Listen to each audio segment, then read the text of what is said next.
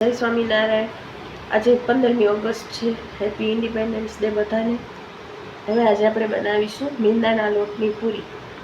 એમાં નાખીશું આપણે જરૂર મુજબ તીખા મતલબ મરી, જરૂર મુજબ જીરું, ટેસ્ટ પ્રમાણે મીઠું,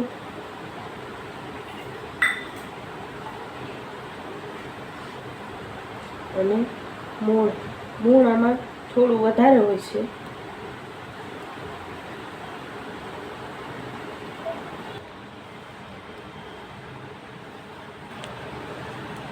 હવે આપણે આ લોટ બાંધીશું। હવે એમાં લોટમાં તેલ એટલા માટે જોઈએ છે કે આપણી મેંદાની જે પૂરી છે એ ખાવામાં એકદમ સોફ્ટ અને ઉપરથી એકદમ કડક બનશે। તો જોઈ શકો છો આપ મોણ એટલું પડ્યું છે કે આપણે મુઠ્ઠી વાળીએ તો લોટ ભેગો થઈ જાય છે। હવે આપણે લોટ બાંધી લઈશું। તો તમે જોઈ શકો છો મિત્રો, આ લોટ આપણો એકદમ કડક નહીં અને એકદમ સોફ્ટ નહીં, એવો લોટ બંધાઈ ગયો છે। હવે આપણે આને અડધી કલાક રેસ્ટ, તો જોઈ શકીએ છીએ આપણે લોટ કેવો સરસ થઈ ગયો છે। હવે આપણે એને વણી નાખીશું। પછી મેં અહીંયા તેલ ગરમ કરવા મૂકી દીધું છે, એમાં આપણે તળી લઈશું। હવે આપણે એને પોચી પૂરી નથી કરવાની, કડક કરવાની છે। એના માટે આ રીતે આપણે ચમચી વડે ડિઝાઇન બનાવી લઈશું।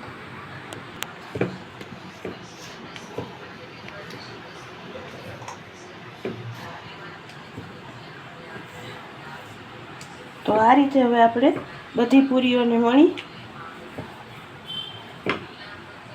અને ફ્રાય કરી લેશું।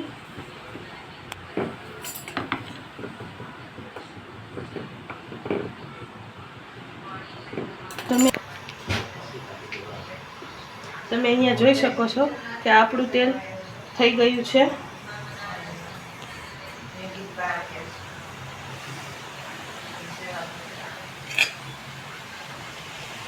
આપણે એને ધીમી આંચે તળવાની છે।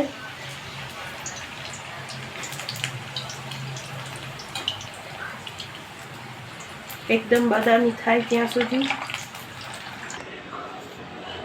તો આપ જોઈ શકો છો કેટલી સરસ બાર જેવી કલરમાં બદામી અને એકદમ કડક ક્રિસ્પી થઈ છે। હું તમને તોડીને પણ બતાવું। તમે જોઈ શકો છો કેટલી સોફ્ટ અને કેટલી કડક ક્રિસ્પી થયેલી છે આપણી પૂરી। તો આવા નવા વિડીયો જોવા માટે કોમેન્ટ કરો અને નેક્સ્ટ રેસીપી માટે કમેન્ટ કરો અને મારી ચેનલને સબસ્ક્રાઈબ કરો અને ફોરવર્ડ કરો। Thank you. જય સ્વામી।